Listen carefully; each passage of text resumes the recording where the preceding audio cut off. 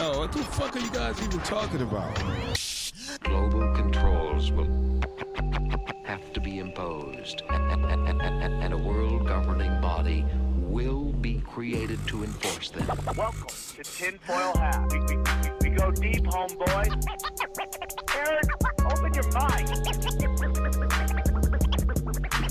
Drink from the fountain of knowledge. There's lizard people everywhere. That's some interdimensional shit.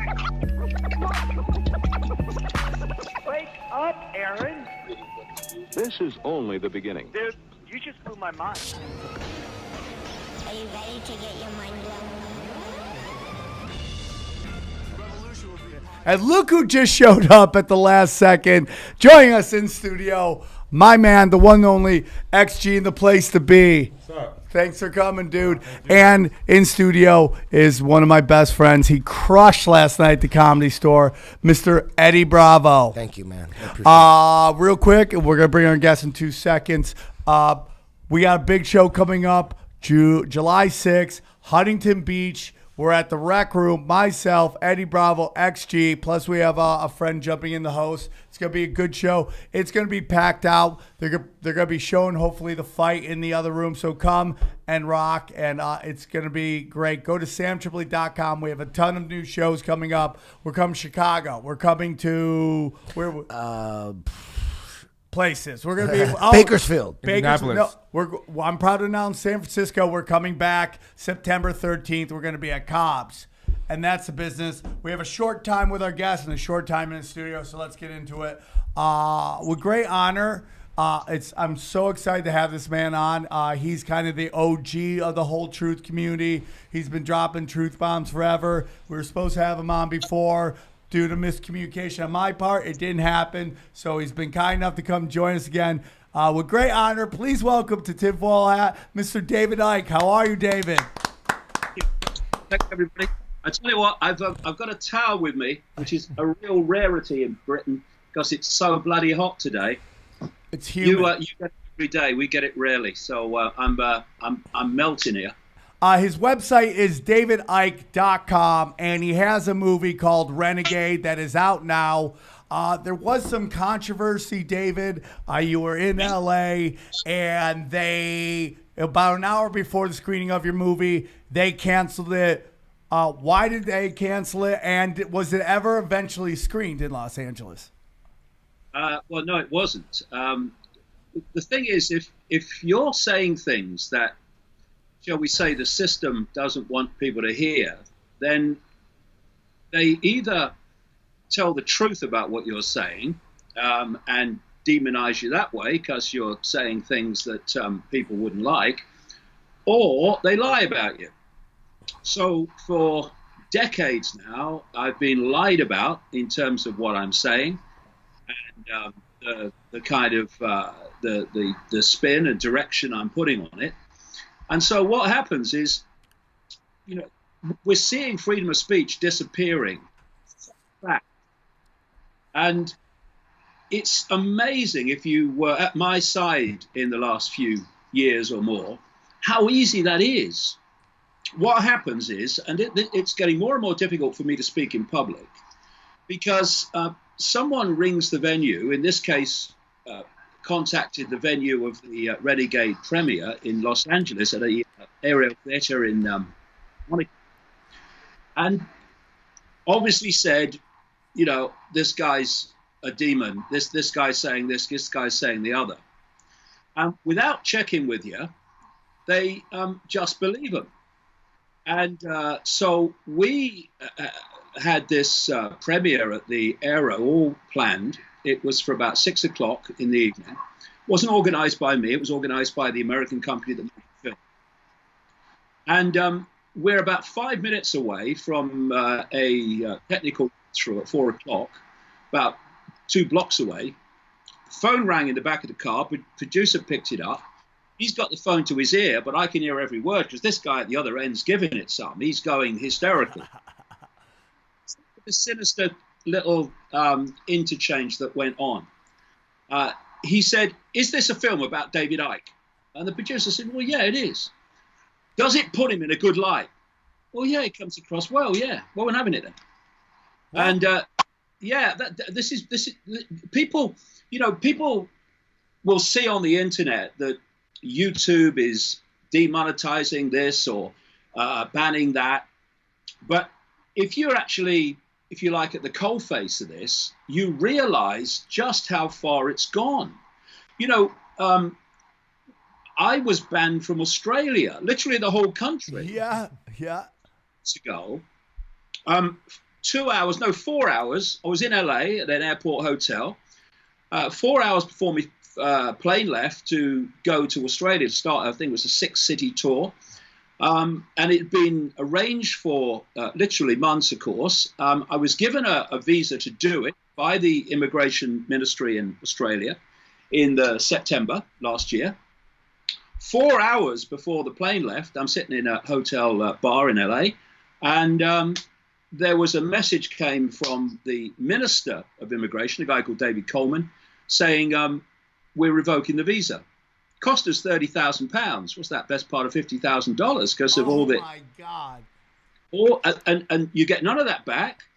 The government is not in any way liable for that. The minister's not liable for that. Just says you're not coming. And nothing had changed, of course, since the visa was given. The minister said in the missive that he agreed I'd been there 10 times before and there was never a problem. But now, suddenly, 4 hours before the plane left, this was the line, I didn't pass the character test.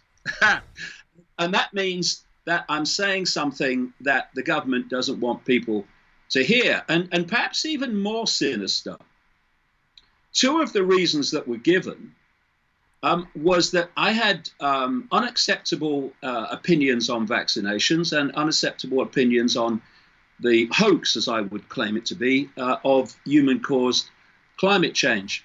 Now, whatever people may think of that, if we live in a free society, and you guys, I mean, crikey, what must this stuff be like for comedy now? Oh yeah, we're going through it right now. And what you can joke about. Comedy is one of the great means of cutting through the crap and just challenging, questioning, laughing at everything, most of which deserves to be in this crazy world we live in.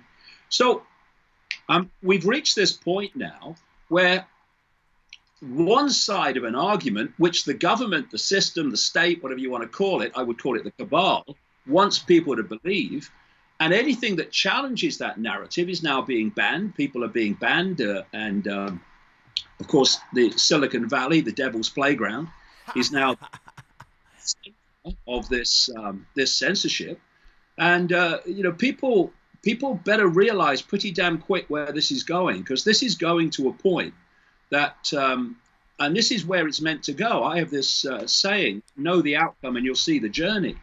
If you know the outcome that's desired, then what appear to be random events suddenly become a stepping stone pattern towards that outcome.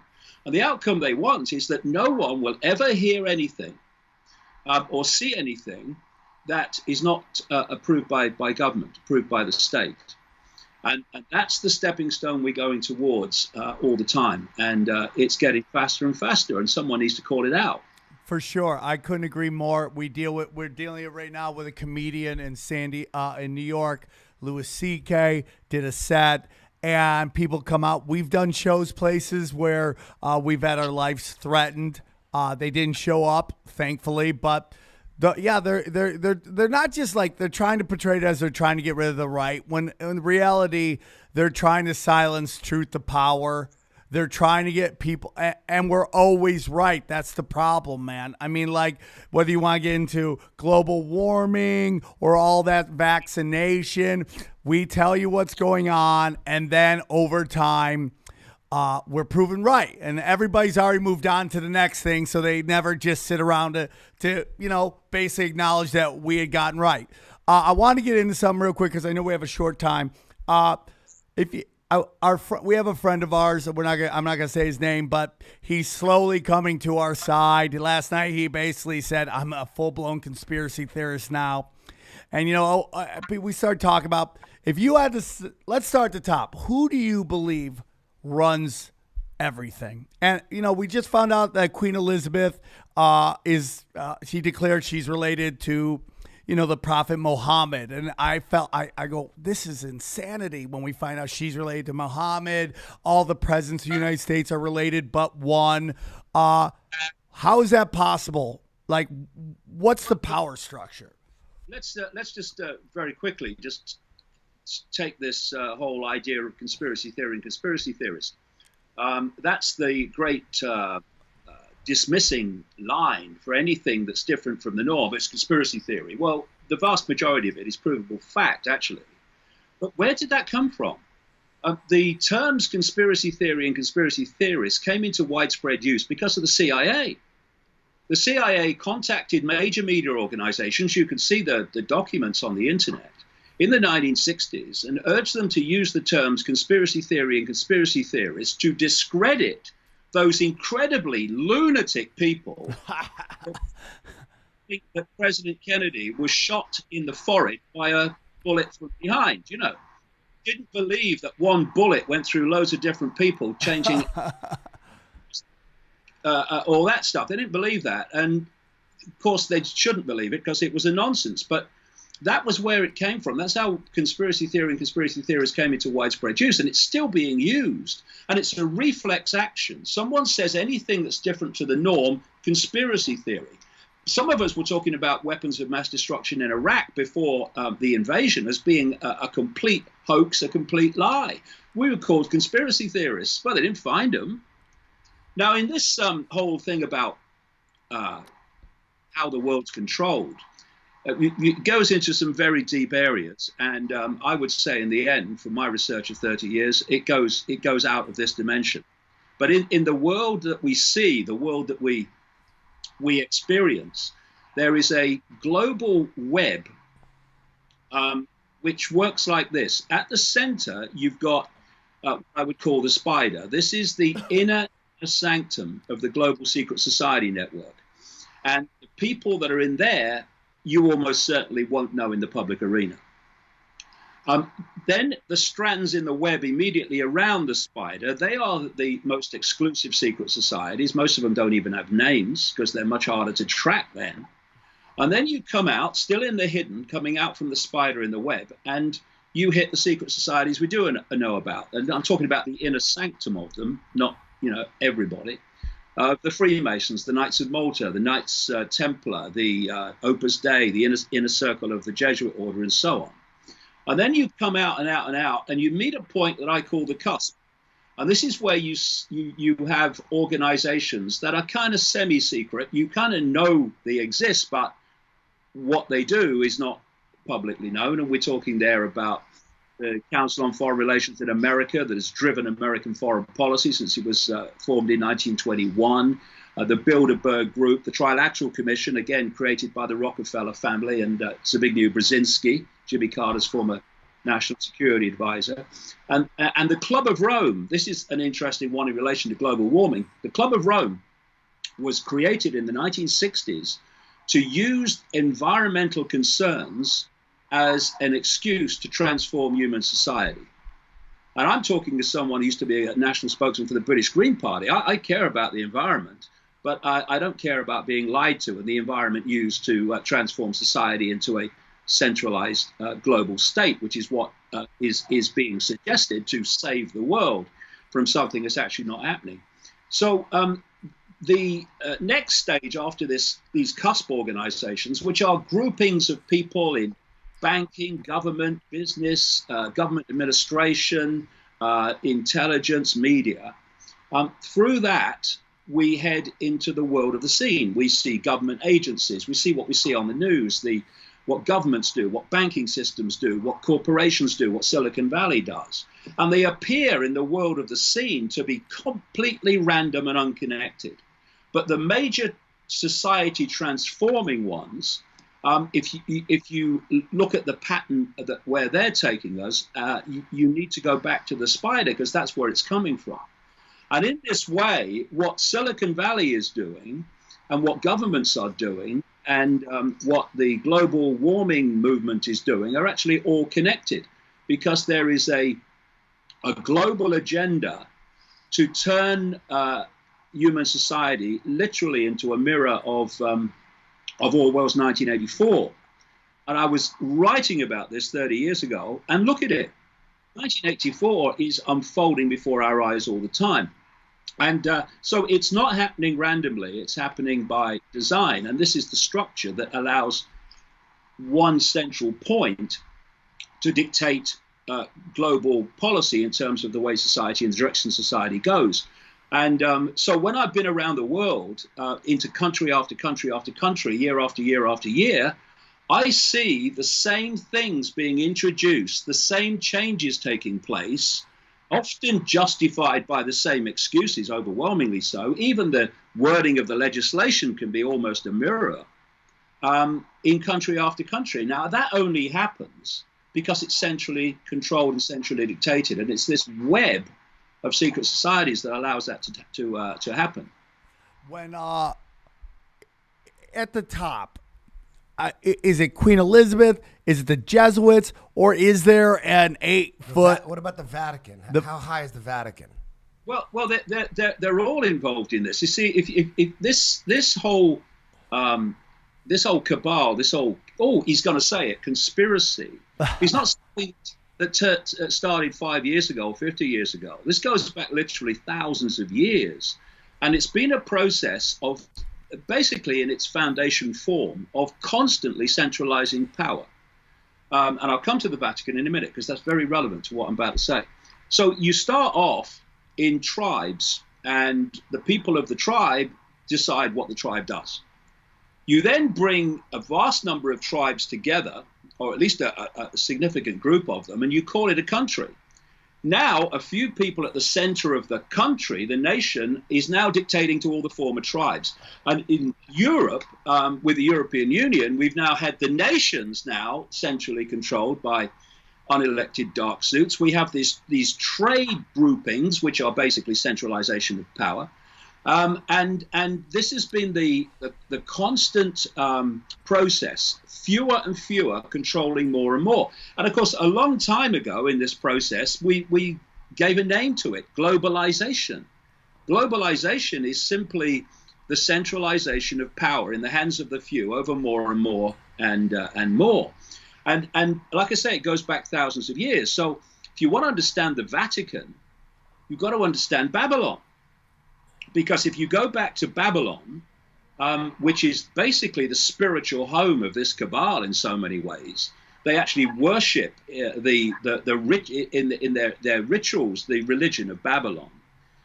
In Babylon, they worshipped a trinity of the father god Nimrod, the son, the virgin-born son called Tammuz or Ninus, and the third point of the trinity was a goddess called Queen Semiramis. And the story said that when Nimrod died, he became part of the sun god Baal and impregnated Queen Semiramis with the rays of the sun, and she gave birth to the virgin Tammuz Ninus. Now, when that Babylonian, that bloodline group, that belief system moved in on Rome, basically they took the same religion.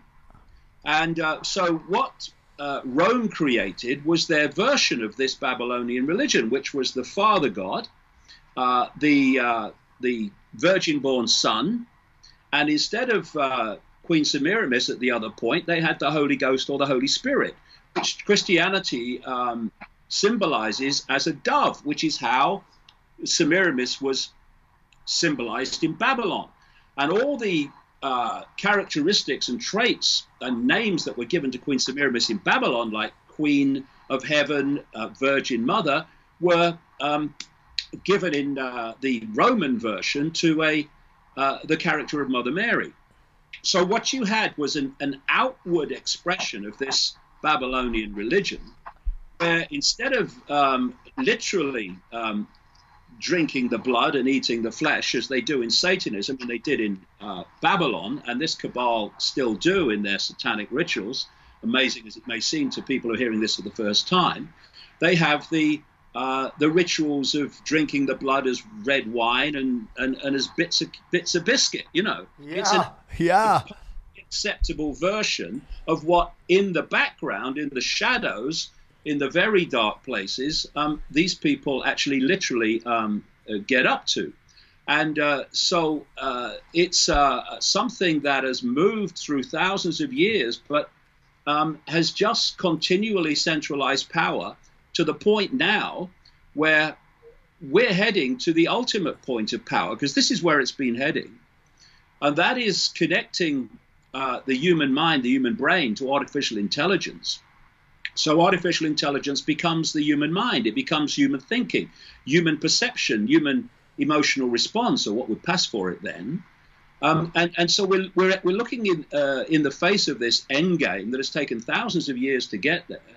And it's happening before our eyes. And this is not me pulling this out of the ether. People like Ray Kurzweil in Silicon Valley, the Google executive, he's openly talking about the human brain will be connected to artificial intelligence by, he gives a date of around 2030.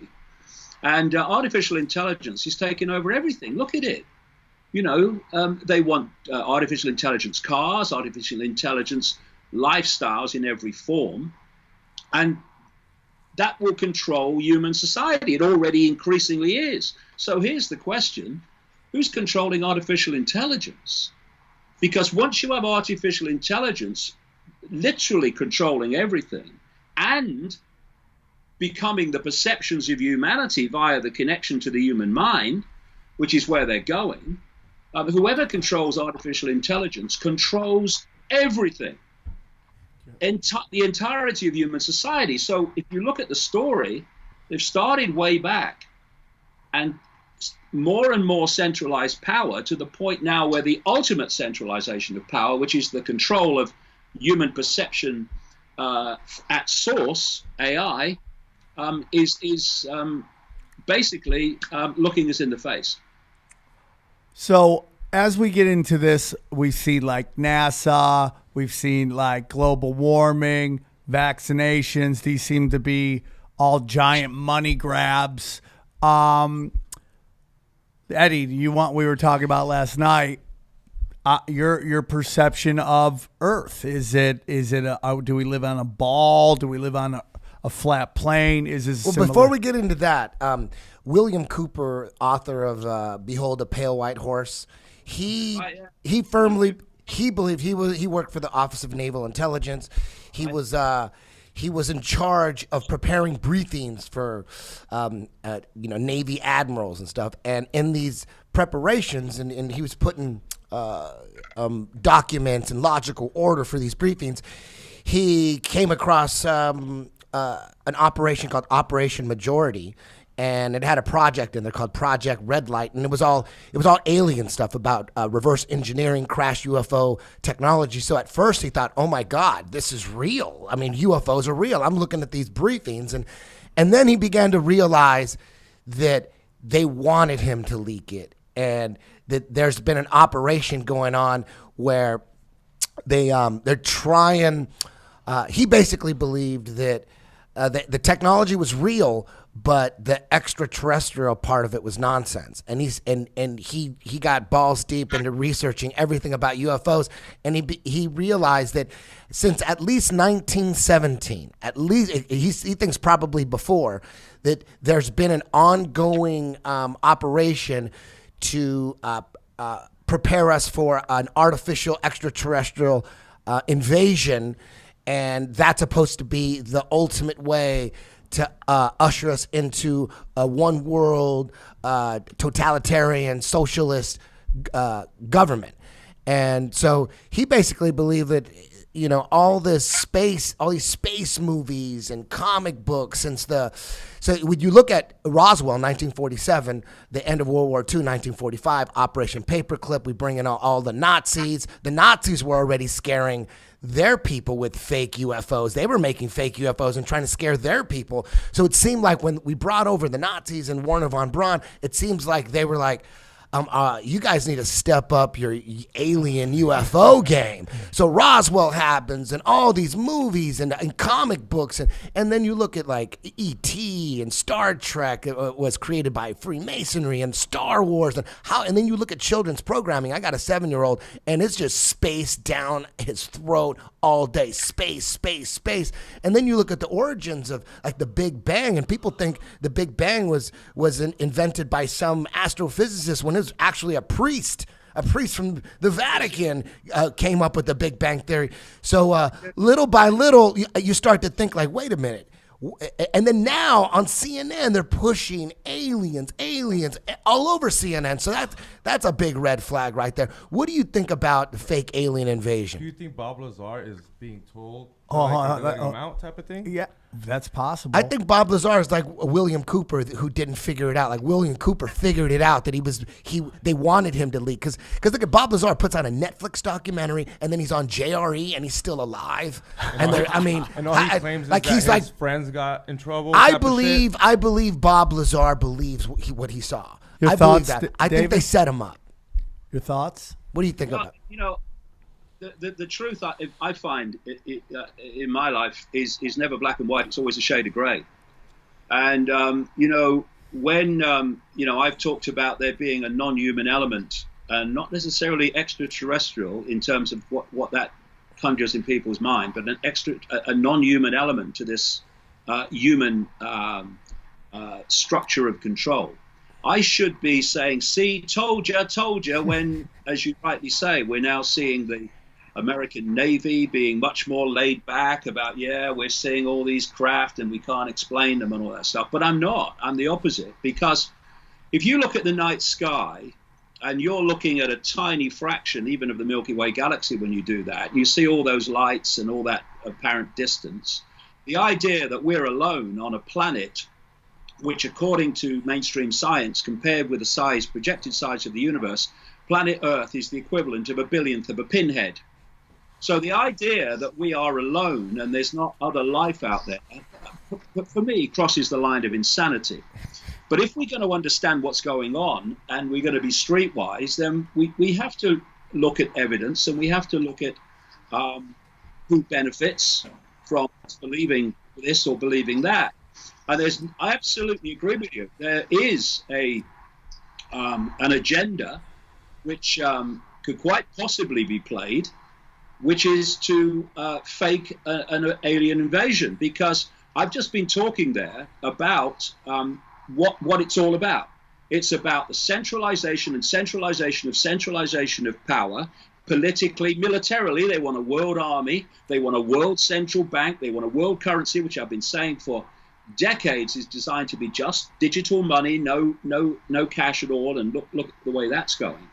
Now, if you look at the outcome of an alleged alien invasion, in fact, Ronald Reagan kind of articulated it when he was in power. He said that if there was a threat from beyond, we'd all come together. And if you look at what happens when a country's at war, you get a war cabinet. There's the centralization of power. A lot of democracy things get put aside because we must fight the war.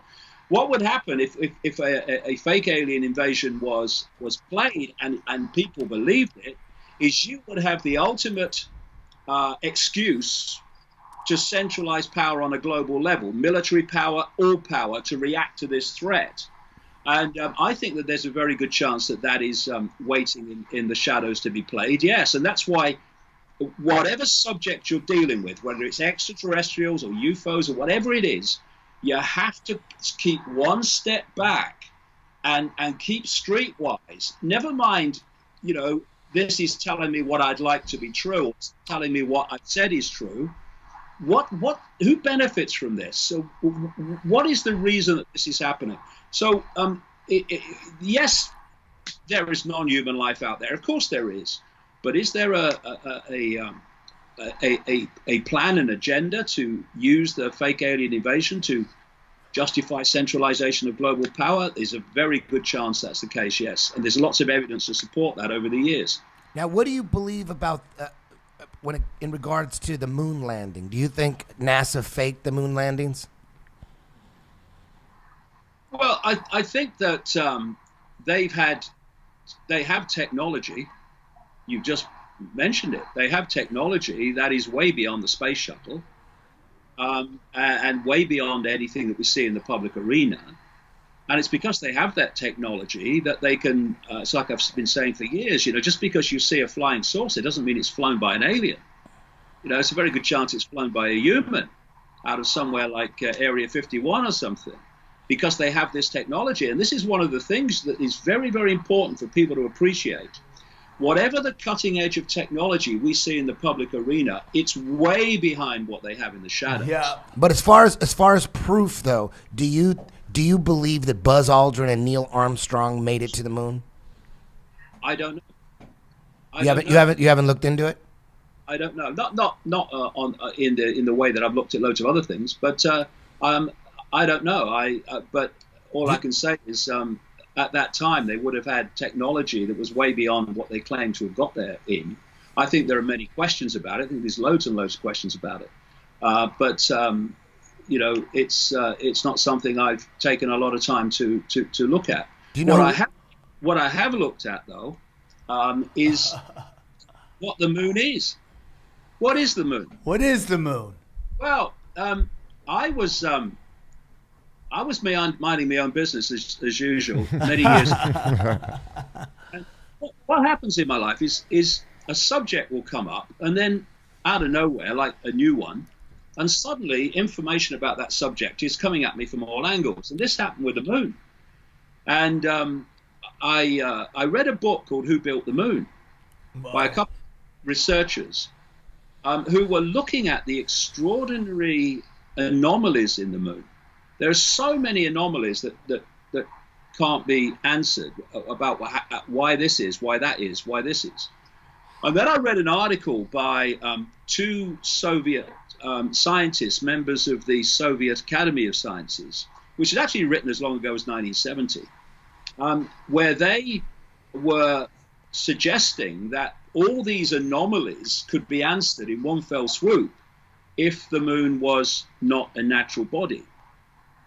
And they suggested that it was some kind of vast craft. And again, don't look at this from our level of technological knowledge and our level of perception. This is the big mistake people make.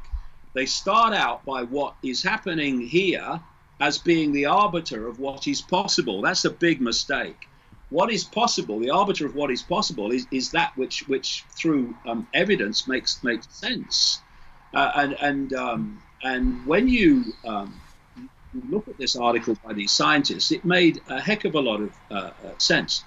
And their suggestion was that the moon is actually occupied inside, and that's where it all is. And the outside is basically there to protect the inside from all the challenges and things that smack against the moon from the outside. And they explain how the moon is structured in a way that makes absolute sense, that there is kind of an outer shell protecting the inside.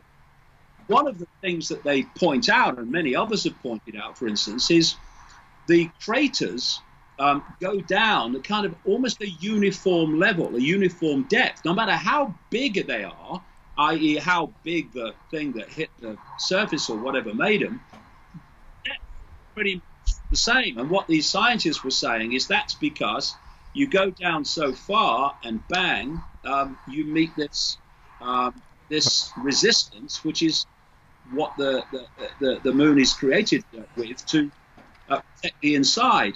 Whoa. And there were a lot of whistleblowers that spoke at the press club in Washington many years ago now, people who worked for NASA, who were giving their evidence of pictures they'd seen of the moon on the far side of the moon and what was actually there. They were buildings, they were human-made or kind of not natural-made structures. And there's been a lot of people that have come out over the years and talked about that. And when you look at how how they say the moon was created, it makes no sense at all. Basically, they don't know. They have this this theory that when the Earth was being formed, a Mars-type planet smacked into it, and some of it broke away, and it became the moon. And then when the physics of that didn't work out, they had another go at it, and they decided that this Mars-type planet smacked the Earth, and then went away and came back and smacked it again. Like, you know, you don't know, do you? And the moon is an incredible anomaly. For instance, the size of it should not be orbiting a planet the size of Earth. It shouldn't be. It's 2,160 miles across. So there are loads and loads of questions about that. And in some of the books, one called Human Race Get Off Your Knees, I've gone into all this moon stuff in great detail, because there is a lot of evidence to say it's not what we think it is. Unbelievable. Have you ever heard the theory that it's an energy collector? You know, the archons, the Tibetan Book of the Dead, you know, that basically that's why it affects our tide and stuff like that. When we pass on, our energy goes up, and then we get reborn into this reality. We're almost like, in a weird way, a battery, an energy force.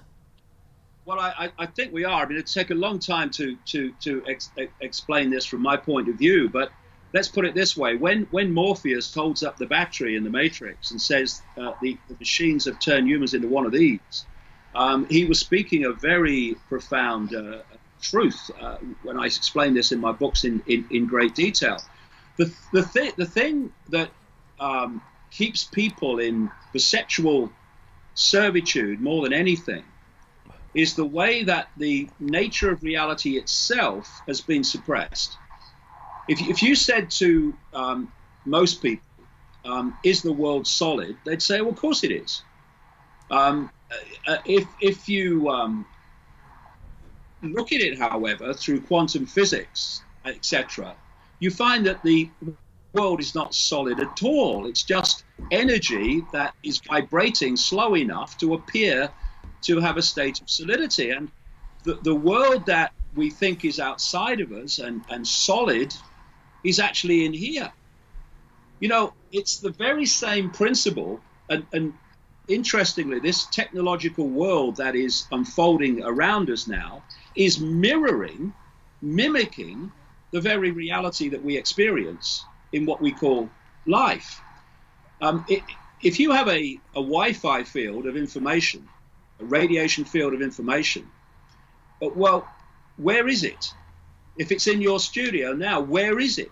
You can't see it. Why? Because it's outside the frequency band of human sight. And if I said to people that knew nothing about computers, in this room is a field of information that if you lock into it, you enter a whole collective reality that can be accessed anywhere in the world, in Australia, in America, Britain, anywhere, and you all experience the same reality. People say, you're mad, mate, because what would they say? Well, where is it? I can't see it, so it can't exist.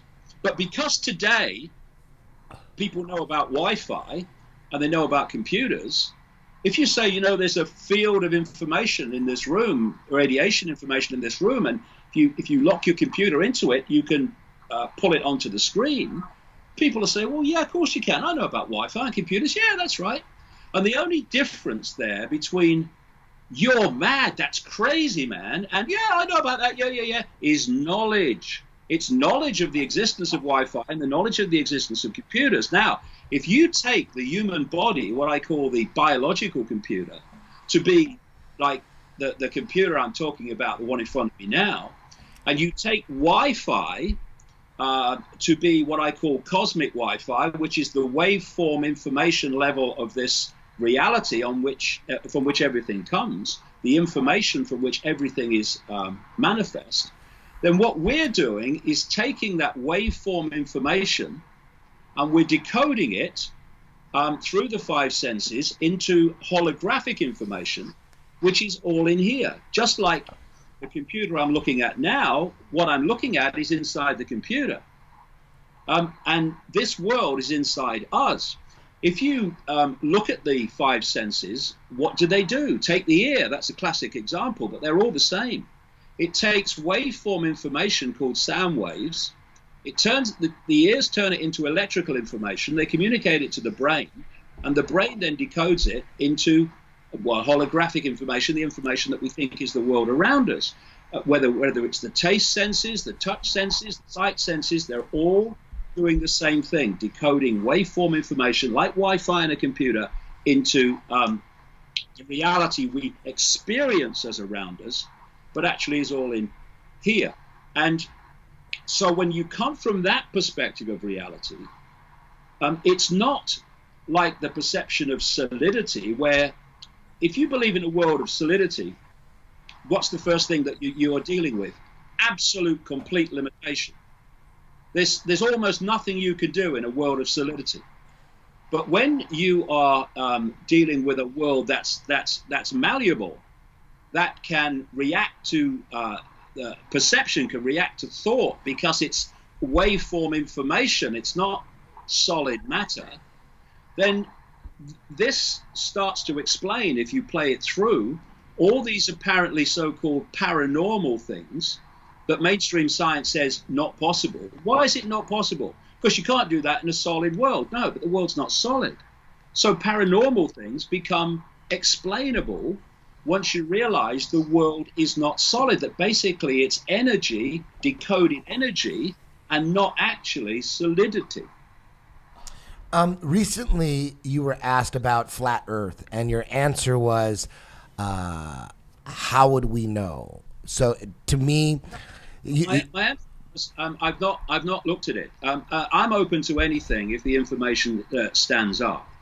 The reason I've not looked at it is intuitively I've not felt to, but also because there are many other things I think are more important for me to delve into. Because, you know, what have I just described? What I've just described basically is a simulated computer program. I think the Matrix movies, in their visual representation, were spot on in the basic themes of this reality we're living in. It's I agree. It's a simulation. Now, if I want to put a round Earth on this computer screen, and I was savvy enough with computers to do it, I would put the codes in, press enter, and I would have a round Earth on my screen. If I wanted a flat Earth, I'd change the codes, I press enter, and I get a flat Earth. Under the whole idea that this is a simulation of codes and information which we are decoding into an apparent reality, anything becomes possible. Because even the laws of physics are only a code.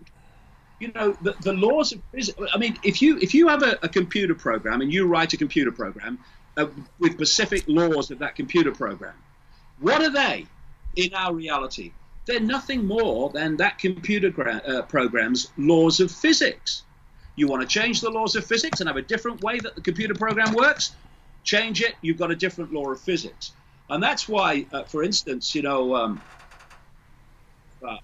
who've had near-death experiences in their millions and left the body in terms of their perception, their reality, they talk about once you're outside the body, what we call the laws of physics, what we call reality, is vastly different to the one that we are decoding, what we are experiencing. I say decoding. And if you look at, you know, take a deep breath and just look at the reality of what we're experiencing. According to mainstream science, the electromagnetic spectrum is 0.005% of what exists in the universe. Visible light, which is the only frequency band that we can see, everything you can see is within that band, is a smear of the 0.005%. The almost entirety of reality is unseen to us. It's unknown to us. And yet we make these pronouncements of how things are while sitting in a tiny band of frequency, disconnected from the infinity that lies beyond it. And so we should not fall into the idea that just because we experience certain things in this band of frequency, this world, this simulation, that beyond it, reality, life, is absolutely anything like what we're experiencing. It's only what we're experiencing.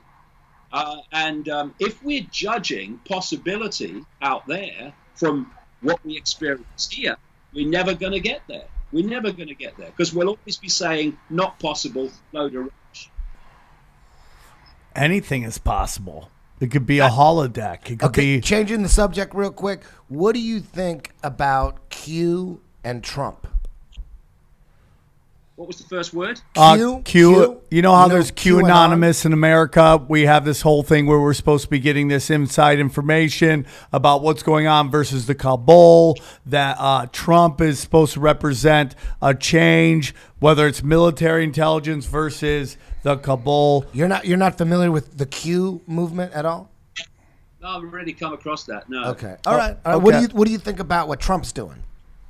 Well, I've written about this system, this structure for a long, long time, and it just keeps perpetuating.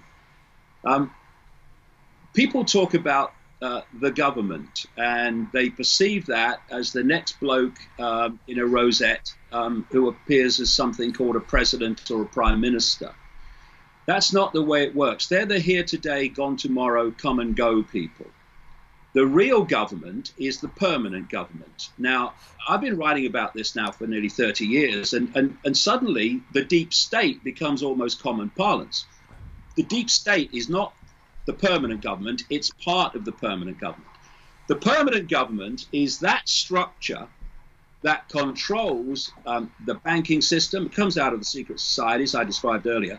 Comes out of the banking system, controls the banking system, it controls the major corporations, it controls governments, government administration, controls the intelligence agencies, the military, as we go into the deep state element of that.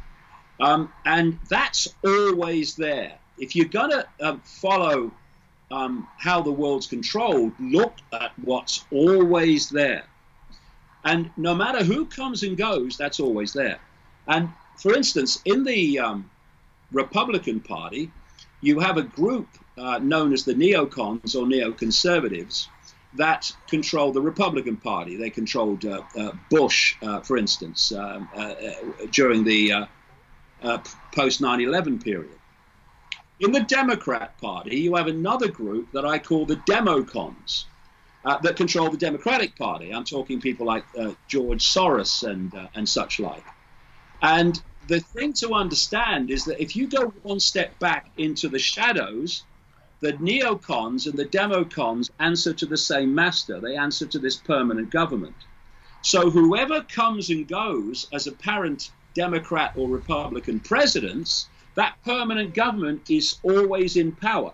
And that's why no matter who comes and goes, the world keeps going in the same direction.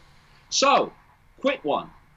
In September 2000, an organization in America called the Project for the New American Century, which was made up of people who would very soon afterwards become the Bush administration. We're talking Cheney, Rumsfeld, Wolfowitz, Zakheim, all these people.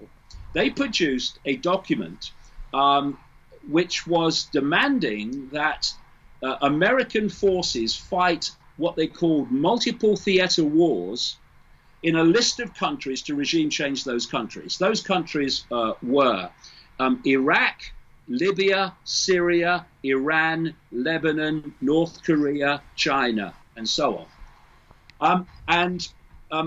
After that document was published, and by the way, they said in that document that for this series of regime changes to be justified, they had to have an event that would turn public opinion into supporting that.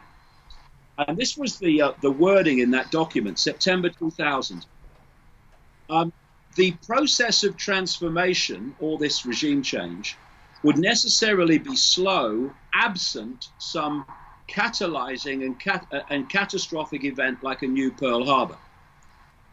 1 year to the month 9 months after the people that wrote that document came to power, a year after it was published, America had what George Bush called at the time the Pearl Harbor of the 21st century. What happened then is this list started getting ticked off. Bush and Blair went into Iraq based on a lie. Okay, they go. In comes Obama. Now he's a Democrat. He's not a Republican.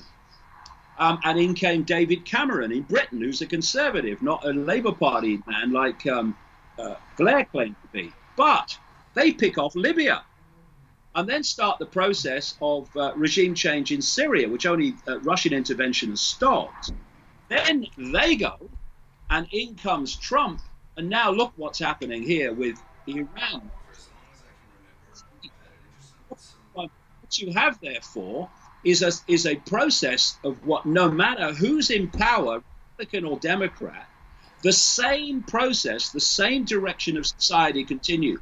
The same list is being taken off. North Korea as well has come into the mix under Trump.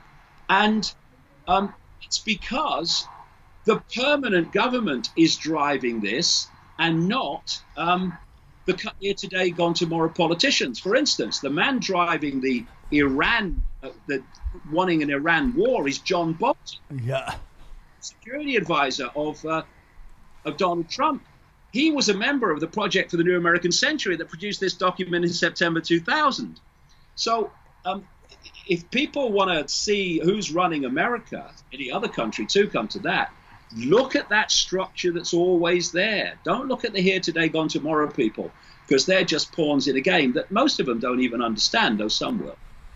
Mr. Ike, as we got a couple minutes left here, I wanted to ask you, you're somewhat known for your discussions on shape-shifting lizard people. I was told that recently you might have walked back from those statements or felt like maybe it. No, I haven't. Okay, perfect. Can you tell us? Can I say one thing real quick? Is I've been a fan for 20 years, David, and the one thing that people can't get over is when you talk about the reptilians. And the crazy thing is, most people believe in UFOs. That's fine. Believing in UFOs is fine. But when you start, or like aliens, but when you start talking about reptilians, like, what do you think these fucking UFO pilots look like? If you believe in UFOs, what if a UFO came down and we were told that there were, that reptilian blood, we wouldn't flinch. But so explain that. The thing is, I just say to people who, just look at the night sky, realize you're looking at a tiny part of one galaxy. And the latest estimate I saw is that in the universe, there, having been claimed to be one galaxy up to the 1920s, they're now the highest estimate now among scientists is there 2 trillion galaxies in the universe. So, oh my God. There is rather a chance we're not alive. You know what I mean? So let's just get that out of the way. Where did this reptilian thing come from? I didn't sit in this room, a darkened room, smoking some weed or something. I'm basically a journalist who doesn't have an editor that says you can't say that and you can't go there. And what happened is I was traveling America in the 1990s, and in a period of 15 days, and I was traveling to a different city every day, 12 different people described the same thing to me. Seeing someone who appeared to be human change into a reptilian form and back again. Not always reptilian, but in this case they were. And that was the, if you like, the trigger that started a lot of that kind of information coming into my life. Wherever I went, came back to Britain, I was doing the same thing. So then I'm thinking, okay, what I do when I come across something apparently crazy is I don't just go, oh, a load of rubbish. I put it on the back burner. And I'll wait to see what else comes. And eventually, not always, but most times, you'll get enough information eventually that your line will cross and you'll actually start putting it out there. You know what's going to come back, but I'm interested in the truth, not a round of applause. And when I start meeting people, because I was traveling America a lot at the time, shall we say insiders of the military intelligence complex who don't like what's going on, and they were telling me about this stuff, about this reptilian stuff. And behind this a non-human force that, not in its entirety, but at its controlling level. Then I start traveling and I start meeting shamans around, like Aborigines and shamans from the Zulu nation in South Africa and others. And they start telling me the ancient legends and accounts of the gods that took a reptilian form and were manipulating human society going back thousands of years. The Zulus call them the Chitahuri, or the children of the serpent, or the devastators, as they also call them. And so what happened over a long period is that this information is building and building and building from ancient and modern and people's experiences, and eventually it reached a point where I thought, I'm going to go with this because it makes sense to me. Once you do that, then a lot more information starts coming, because people who think I can't say about my experience because they'll think I'm mad realize that you won't. You'll give them a hearing. And it's interesting we talk about shape-shifting after what I've just been talking about earlier, because this is the big resistance to shape-shifting, and I completely understand. People say you can't change from a solid body to a solid body and back again. You can't. And you know, you can't. But the body's not solid. The body is an information field. It's a waveform information field. On one level, we call it the auric, but it's the information field. It's like if you like, a body Wi-Fi. And these bloodlines that actually drive this cabal have hybrid genetics. They have hybrid information fields. One is human, one is not human. Often reptilian, but not always. Therefore, as they are operating within human society, the field that is the dominant one is the human field. So if I'm looking at them, I'm decoding in the way that I've described, I'm decoding the human field. I see a human. If that non-human field becomes the dominant one, which it can happen not by choice, people to real deep levels of fury and rage, the electrical charge of that can shift this hybrid field. Many people have described that to me around the world over the years. But if that other field becomes the dominant one, then suddenly to the observer, they were decoding the human field. I'm looking at a human. Now suddenly they're decoding a non-human field. And to the observer in the decoded perception, someone's just changed from a solid human body to a solid non-human body. But that's not what's happened. The field of information has shifted. And if you go and look at ancient shamanistic accounts around the world, not just reptilian shape-shifting, but shape-shifting is part of their culture, because they understand that reality is not the solid reality that we think it is, and therefore what people say it's impossible, it's not impossible if you see reality as it really is. And I'll tell you a quick story if I've got time about this. Okay. It was in California, funnily enough. I turned up at a multi-speaker conference. It was quite a few years ago now. And there was someone speaking in the hall, and I just arrived, and I was walking around, and I walked in the little area where people were selling books, and there was only one person there, and he was a good old boy, kind of, patriotic American guy, right? And he wrote or published a newspaper, an alternative newspaper. And he said to me, he said, "Oh, nice to meet you." He said, "I like your stuff," he said, "but this reptilian stuff, this shape-shifting stuff, I can't get my head around that." And I said, like I say to everyone else, take what feels right, leave the rest. 24 hours later, he's come up to me. He says, "I know what you mean." I said, "What do you mean?" He said, "I've just seen it." "Seen what?" He said, "I've seen a shift." And he told this story. He'd written an article in this newspaper that he publishes, the edition before. And another speaker arrived who took big exception to it. And they were having this enormous row in a bar right in reception in this hotel. It's in Santa Clara. And so much so, the manager came over and said, "Gentlemen, would you please leave, because you're upsetting the guests." So this guy, this good old boy, he said, I'm out of here. So he walks towards the elevator and stands and presses the floor, and it starts to close. This guy, who's absolutely furious with him, given what I said earlier about that, puts his arm through the elevator. The doors open, and he goes right in his face. And I know of this guy. He does that. And this guy said his eyes were reptilian, clear as day. Their eyes had changed from human to reptilian. And that's something that's been described to me endless times around the world. If they don't experience this full body shift, which takes more energy, obviously, then the eyes are the first things to go.